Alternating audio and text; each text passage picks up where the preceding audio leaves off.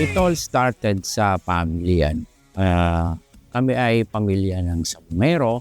Pwede akong masabing 5th generation because siyam kaming magkakapatid. Yung kapatid kong panganay which is Sabungero din and breeder din is mas matanda siya sa akin ng 20 years. Siya talaga yung nag-expose sa akin sa mga larangan ng sabong. Siya yung nagbigay ng break sa akin. Siya yung nag-push. And the rest is history. Eto na ako ngayon. Yung isang medyo talagang hindi ko makalimutan. Itong event na ito ay sa Pasay.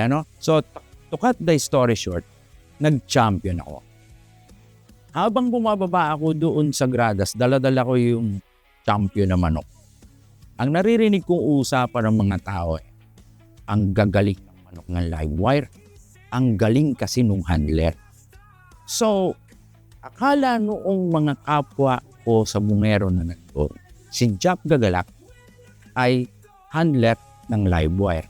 Nung magbibigay na ng award, nung awards night, iniaabot sa akin ni Sir Boy Diaz yung award ko. Dahil alam ni Sir Boy Diaz na ako si Jap Gagalak, doon nila na-realize na yung akala nilang handler lang, yun pala yung may-ari ng entry na yan. So parang naging isang inspirasyon sa mga handler na kahit handler lang yung dating mo, pwede ka rin palang maging champion kagaya ni Jap Gagalak.